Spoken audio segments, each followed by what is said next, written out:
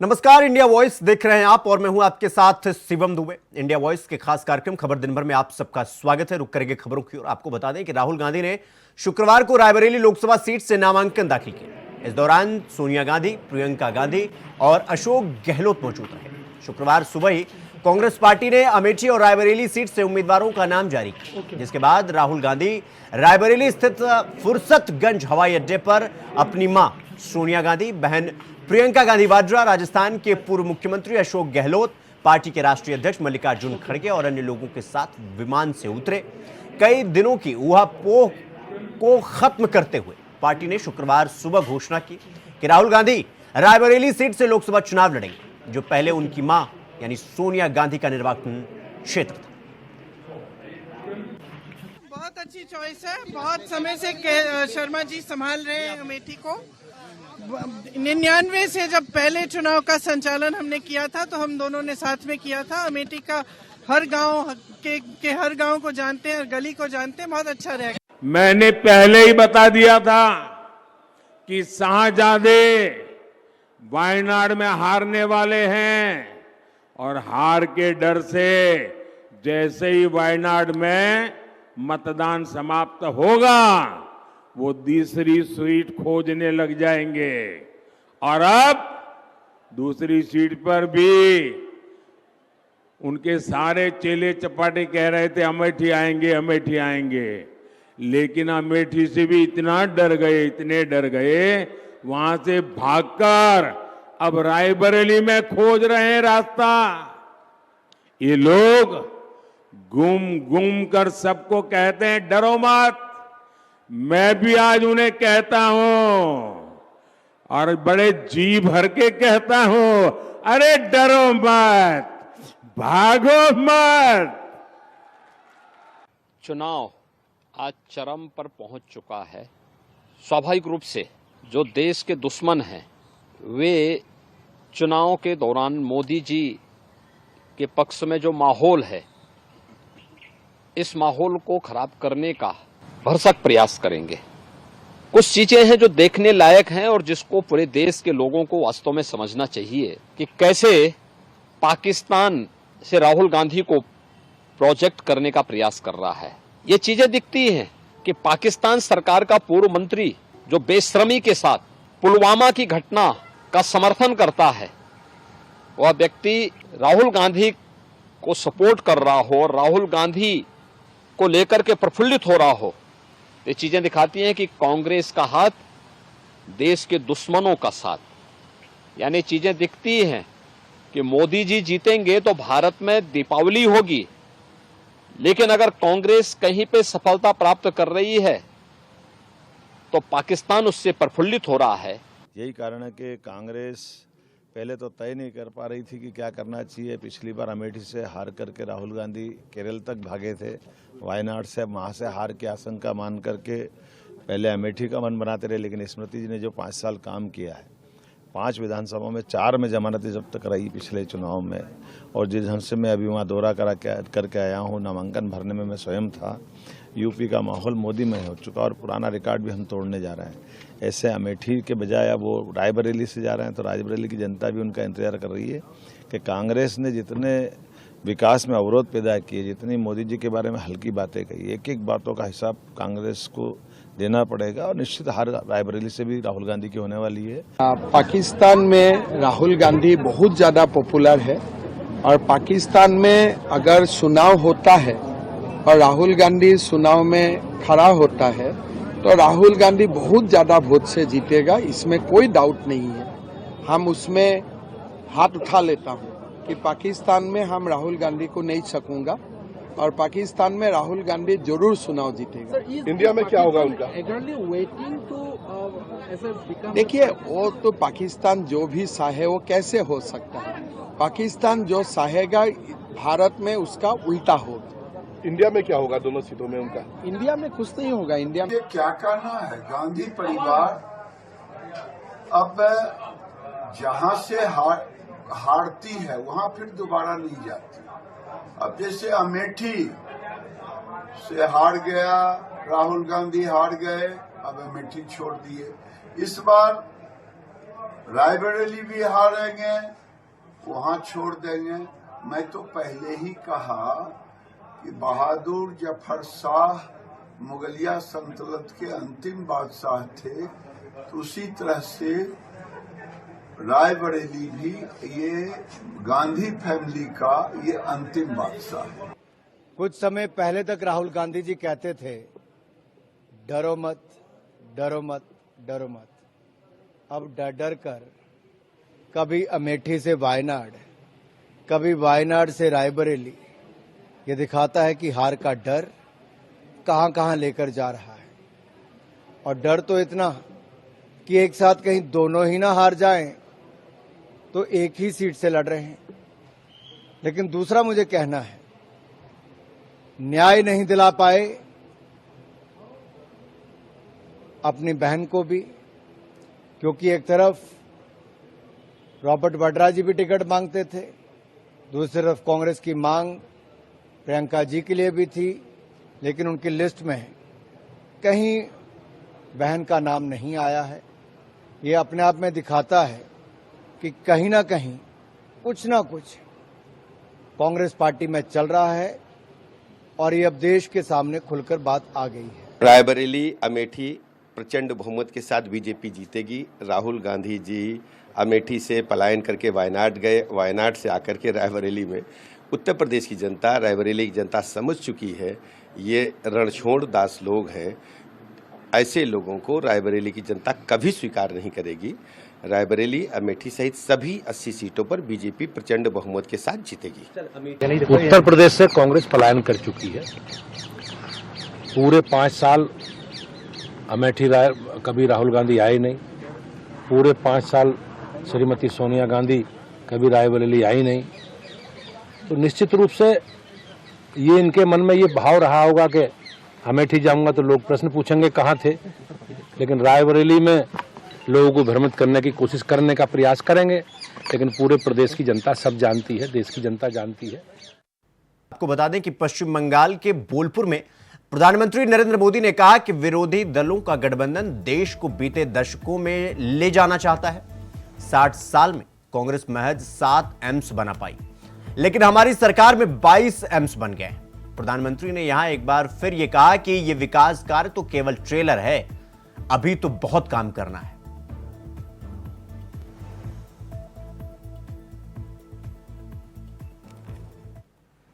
साथियों, पश्चिम बंगाल का इतिहास देश को दिशा देने वाला रहा है। यहां राजा कृष्णचंद्र जी ने, उनका सुशासन, उनकी भारत भक्ति की विरासत है, जिन्होंने हमारी आस्था, हमारी संस्कृति को बचाने के लिए काम किया।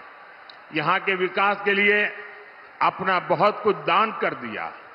लेकिन टीएमसी वाले ऐसी विरासत को ही बदनाम करने में जुटे हैं। आज देखिए, देश के इतिहास में शायद ही ऐसी कोई सरकार रही जिसको आए दिन कोर्ट को याद दिलाना पड़ता है कि उसकी ड्यूटी क्या है।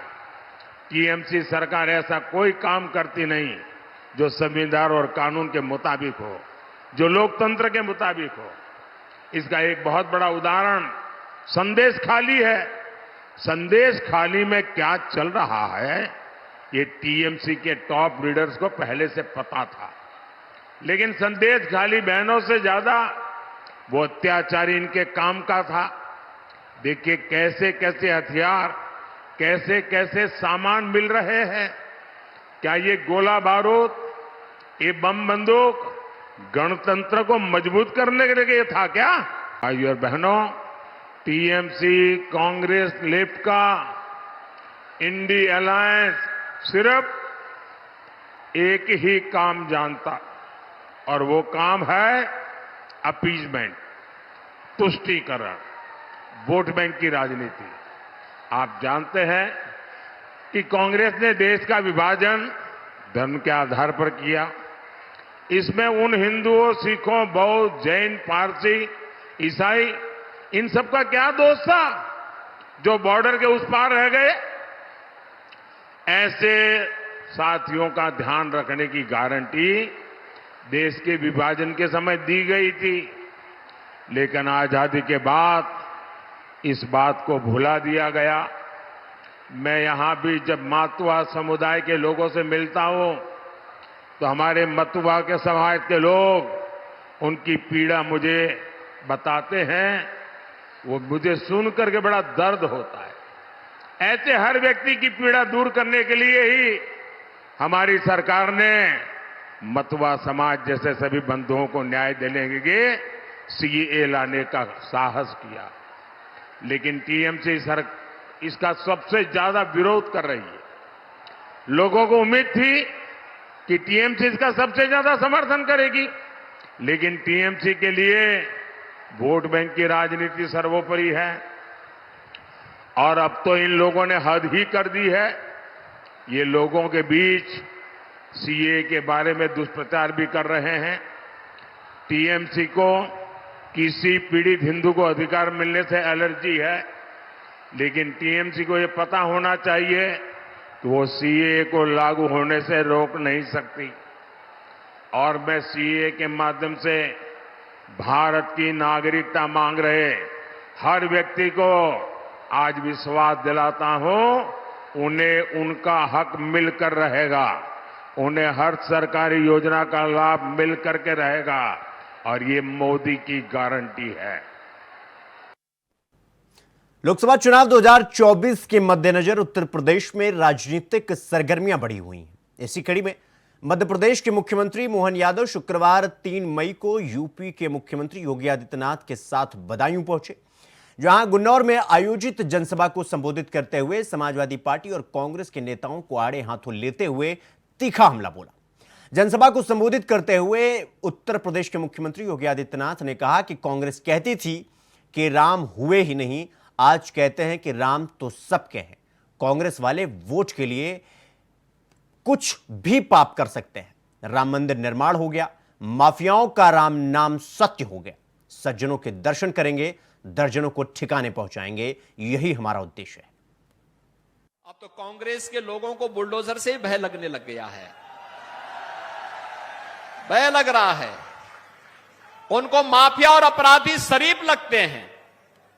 इस समाजवादी पार्टी के लोगों को तो आप देख रहे होंगे क्या कर रहे हैं। एक ही परिवार के सभी लोग, यानी कोई अजीत यादव नहीं मिला उनको, कोई नहीं मिला। एक कन्नौज से, एक मैनपुरी से, एक को बदायूं से, एक को फिरोजाबाद से और एक को आजमगढ़ से, एक ही परिवार में। बाकी परिवार, बाकी इतनी बड़ी आबादी में से कोई दूसरा यादव मिला ही नहीं। तो परिवारवादी राजनीति को तो अब दिन गए। आप तैयार है ना इसको जवाब देने के लिए तैयार है ना कि परिवारवादी राजनीति नहीं होगी? सहमत है ना? समाजवादी पार्टी का सेफई परिवार आता था तो क्या कहता था कि परिंदा पर भी नहीं मार सकता, और आज अयोध्या में भगवान राम फिर से 500 वर्षों के बाद विराजमान हो गए। कांग्रेस कहती थी राम हुए ही नहीं। कांग्रेस क्या कहती थी? राम हुए ही नहीं। और आज कहते हैं कांग्रेस के लोग कि राम तो सबके हैं। देखो ये दोहरा चरित्र है इन लोगों का। यानी वोट के लिए क्या कुछ पाप नहीं कर सकते। राम मंदिर का निर्माण हो या काशी विश्वनाथ धाम, केला मंदिर का धाम हो या विंध्यवासिनी धाम, ये काम केवल बीजेपी कर सकती है, बीजेपी। और बहनों और भाइयों, देखो राम मंदिर का निर्माण भी हो गया और बड़े बड़े माफिया और गुंडों का राम नाम सत्य भी हो गया है। मैं आपको आश्वस्त करता हूं, कृष्ण कन्हैया के धाम में, उनके देश में, राम और कृष्ण के देश में गौ हत्या को हम कतई नहीं होने देंगे, कतई नहीं होने देंगे। और गौ हत्यारों को किसी भी दिशा में आपकी आस्था के साथ खिलवाड़ नहीं करने देंगे। और इसीलिए मैं आया हूं आपसे कहने के लिए कि बहनों और भाइयों, हमारे पूर्वज, हमारे संस्कार, हमारी संस्कृति गाय को तो मानती है, सर्वे देवा स्थिता देहे सर्वदेव मही ही गो। यानी गौ, सभी देवी देवताओं को गौ माता में हम मानते हैं। और तब ये कांग्रेस के लोग, सपा के लोग क्या पाप करने जा रहे हैं? इनसे कुछ उम्मीद करते हैं क्या? ये सुरक्षा नहीं दे सकते, ये आपको सम्मान नहीं दे सकते, ये लोग देश का विकास नहीं करा सकते, ये भ्रष्टाचार को नियंत्रित नहीं करा सकते। 2014 के बाद का भारत, दुनिया में भारत का सम्मान बढ़ा है, देश की सीमाएं सुरक्षित हुई हैं। आज कोई दुश्मन भारत की सीमा का अतिक्रमण नहीं कर सकता और बम विस्फोट नहीं होते। आतंकवाद, नक्सलवाद पर नियंत्रण किया जा चुका है। बहन और भाइयों, अब तो पटाखा भी थोड़ा जोर से फट जाए ना तो पाकिस्तान पहले सफाई देता कि नहीं, मेरा हाथ नहीं है, क्योंकि इसे मालूम है कि अगर समय रहते सफाई नहीं दी तो कहीं लेने के देने न पड़ जाएं। ये नया भारत है, कोई थप्पड़ मारेगा तो थप्पड़ लगने के पहले ही जोरदार घूंसे से उसका जबड़ा तोड़ करके फेंक देगा। और इसीलिए इस नए भारत से अब इसकी सामर्थ्य और शक्ति के बल पर कोई दुश्मन भारत को आंख नहीं दिखाता है, बल्कि भारत के सामने आज दुनिया नतमस्तक है। तो वहीं आगरा के फतेहाबाद में राष्ट्रीय शोषित समाज पार्टी के राष्ट्रीय अध्यक्ष और पूर्व मंत्री स्वामी प्रसाद मौर्य पर एक युवक ने जूता फेंक दिया। आपको बता दें कि राष्ट्रीय शोषित समाज पार्टी के राष्ट्रीय अध्यक्ष स्वामी प्रसाद मौर्य अपनी पार्टी के प्रत्याशी होतम सिंह निषाद के पक्ष में थाना डौकी क्षेत्र में जनसभा को संबोधित कर रहे थे। इसी दौरान भीड़ से उठकर आए एक युवक ने पूर्व मंत्री स्वामी प्रसाद मौर्य पर जूता दे मारा। पुलिस ने तत्काल एक्शन लेते हुए युवक को हिरासत में ले ली।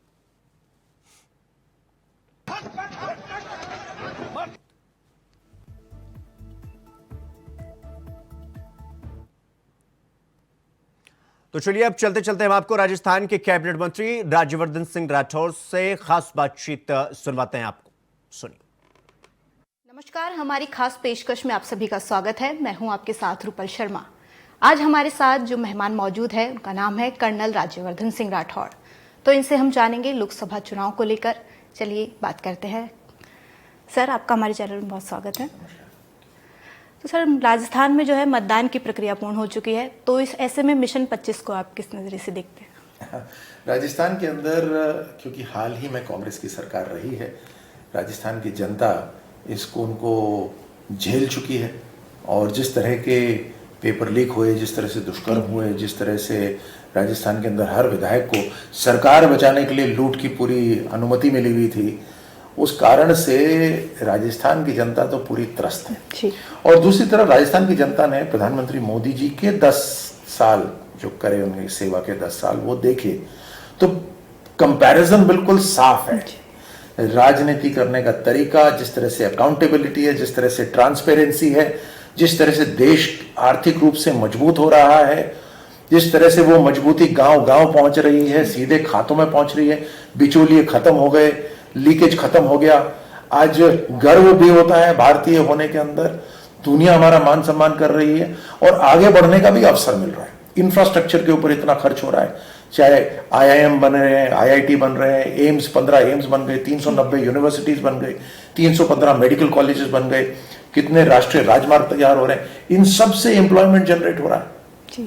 और आज दुनिया जब आकर भारत के साथ हाथ मिलाना चाहती है, जब दूसरे देश के प्रधानमंत्री बोलते हैं, विकसित राष्ट्र के प्रधानमंत्री बोलते हैं मोदी जी को ही इज द बॉस, इसका मतलब वो काम करना चाहते हैं भारत के साथ, आज हाथ मिलाना चाहते हैं भारत के साथ। दैट मीन्स फंडिंग, मनी, हर तरह से भारत ही है जो दुनिया के अंदर एक मजबूत राष्ट्र, आगे बढ़ता राष्ट्र। तो उसका लाभ किसको होगा? देशवासियों को, युवाओं को। और इसी कारण से जब मतदाता वहां वोटिंग करने जाता है तो वो देखता है कि एक तरफ राहुल गांधी जैसे लीडर, जिनकी ना नीति है ना नियत है, जो बात करते हैं तो तुष्टिकरण की बात करते हैं, जो रिजर्वेशन, एक तो भ्रम फैलाते हैं, झूठ फैलाते हैं, और फिर खुद SC ST का रिजर्वेशन निकाल कर वो घुसपैठियों को देना चाहते हैं, मुसलमानों के लिए देना चाहते हैं। तो वो अपनी एक वोट बैंक की राजनीति तैयार कर रहे हैं, लेकिन देश के लिए कुछ नहीं कर रहे। तो ये कंपैरिजन बिल्कुल साफ है।